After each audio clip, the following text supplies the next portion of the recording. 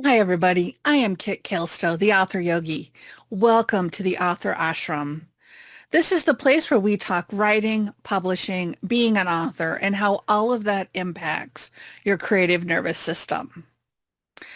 I am starting off this series possibly on a controversial note, but it's got to be said. And that is, I want to talk about the emotional impact of the draft to digital fees.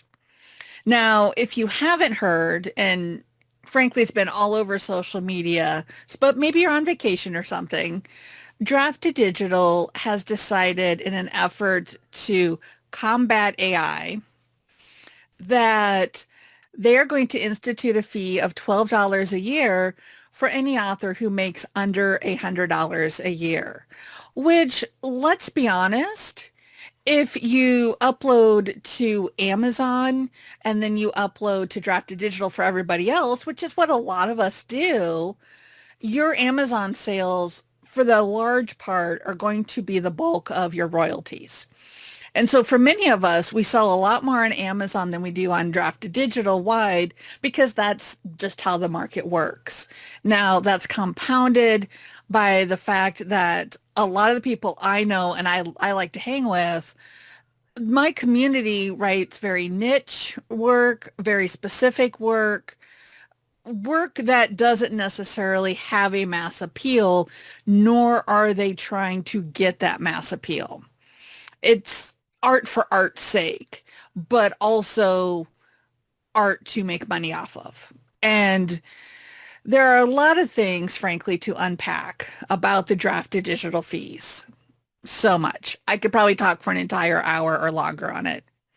What I want to address today is the emotional impact of those fees, basically because what I'm seeing on social media is there's a lot of authors saying, well, you shouldn't hang your worth on how much money you make, which like sounds good in theory. And yes, if you believe as I do that every human being has inherent worth and value just by being in existence, then of course we shouldn't hang our self-worth, our sense of achievement and success as an author on how many books we sell through one specific distributor. But let's be real. Let's be really real. Capitalism tells us our worth is based off of what income we make, how much we have. And think about it. You can be bombarded with ads every day. You turn on the television. I don't care if you're streaming. I don't care if you're watching, old shows from the 80s or 90s. You're going to see ads. And these ads are designed to tell you that if you don't have this car, this amount of money, you suck. And there's a whole lot of people, myself included, that will tell you that that's not true. But I can also tell you that it's very difficult to let go of that. So the first thing I want to say to those people that say you should not balance your self-worth based on how much money you make is you may be right, but have some compassion. You also do not have the right to tell someone else what to think or feel about any given situation. You are only responsible for how you think and feel about that. How anybody else thinks and feels about that, that's their business. And if somebody is hurt by this action, and I'll get into why they could be hurt by this action, if somebody is hurt by this action, then let's have some compassion for them. Let's have some understanding for them. Let's understand why they might be hurt. And why might somebody be hurt by this? Well, first of all, Draft to Digital is doing a regressive tax here. It's the same thing that when you cut taxes for billionaires because they have a lot of money, but you're taking healthcare away from poor people because they don't. It's the same mentality, just on a much smaller scale. It would be totally different, and I think a lot of us would feel a lot differently if Drafted Digital enacted that fee on everybody.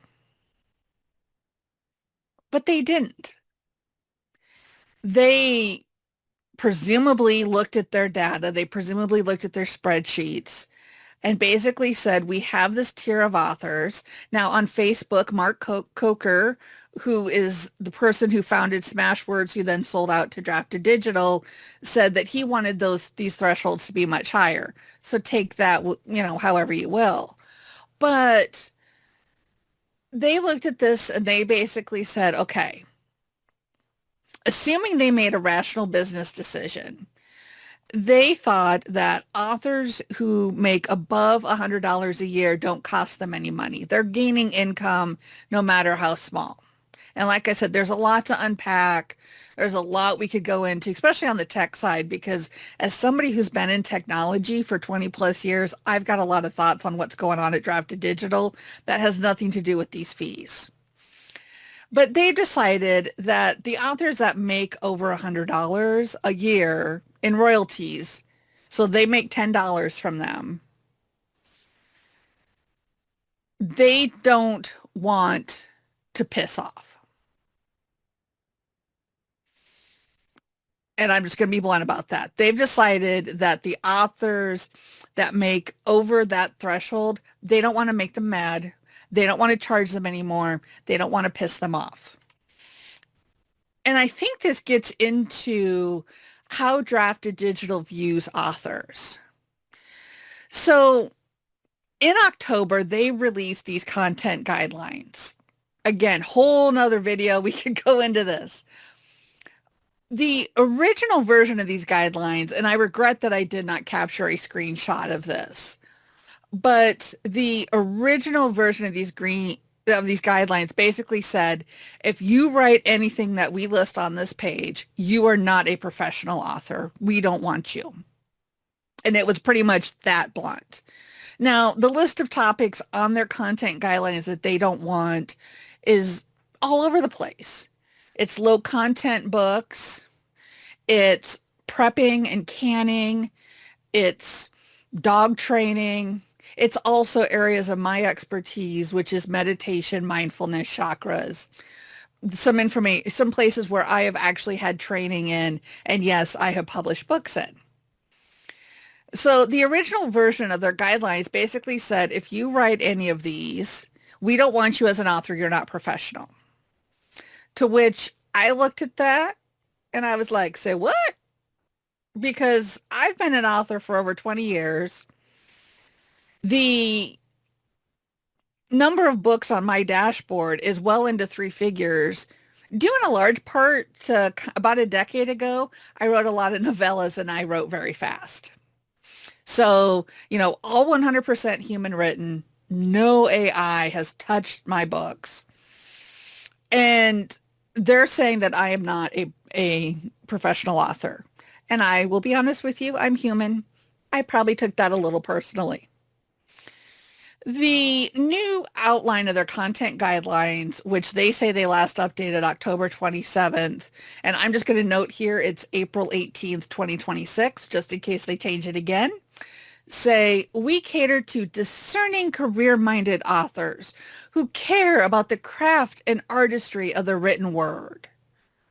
We are also a home for authors who may not be interested in turning their writing into a career or may only intend to publish a single book, but who demand the utmost quality with their finished product. Our tools are designed to blah, blah, blah, blah, blah. And then they go, we're not a designation for mass production book farms or individuals who seek to publish AI generated books, low content books, summary books, or low quality books. And that last part is pretty wide open. And again, something else to probably talk about, because who decides what's low quality?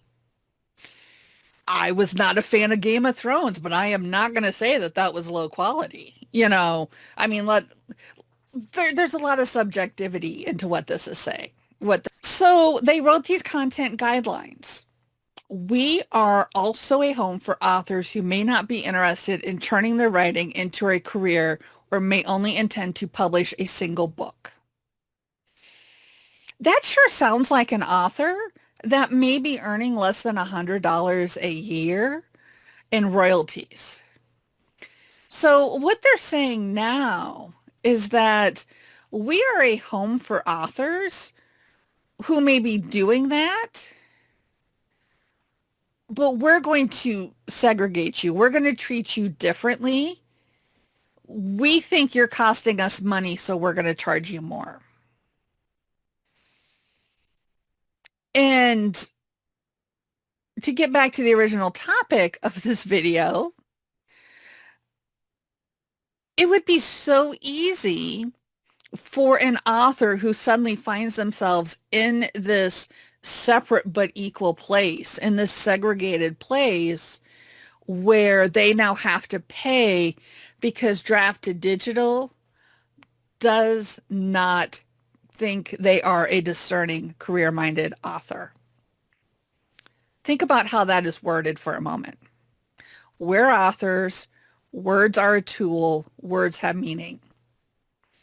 We cater to discerning, career-minded authors who care about the craft and artistry of the written word. Now, again, some of their actions have indicated that as long as you make us some money, we'll ignore that last part. But another video. We're also a home for authors who may not be interested in turning their writing into a career. They are creating a two-tiered system of being an author. They're creating a system with their words where they're saying you can be an author in group A and we won't charge you. You can be an author in group B and we will charge you. And that's where the outrage is coming from. That is where people are feeling like Draft2Digital is suddenly saying that they're failing at being an author. So let's think about that for a moment. Let's back up a bit. Let's take a deep breath. If you are coming at an author who is feeling that, and I would argue rightfully so based on the verbiage that Draft2Digital is using, if you are an author who is feeling that, then first of all, my heart hurts for you. I am so sorry you're feeling that way because it hurts. I understand. Someone else does not have the right to tell you not to feel that way. Now, I could also argue that the work that I do as an author coach and my experience in being in this absolutely just wild and constantly changing industry for well over 2 decades, I'd love to chat with you about that. I'd love to help you find new ways of feeling about your writing so you can sit in your writing with a strong and confident presence and know that you deserve to be called an author and you deserve to have your words out there and that you are stronger and better than you can even imagine. To those who would tell somebody that they don't have the right to think that, go mind your own sandbox. You don't get to tell somebody what to think. You don't get to tell somebody how they should feel about something that affects their words and their career, especially somebody who is writing words and writing books from their heart and from the stories that they want to tell. There are also some issues with this type of thinking. And I could go into that. In fact, I've got a ton of notes on that. But the truth is, it doesn't matter. There are people far more knowledgeable than I who would unpack, vibes, mindset, and the way that those things have been weaponized against marginalized individuals and marginalized cultures. so much that we could go into there and so much I will go into there, but just not on this video. So that's just what I wanted to say, that there's an emotional impact to what happened this week. And I think that being dismissive of that emotional impact makes you look small. Think about that until we come to the ashram next time.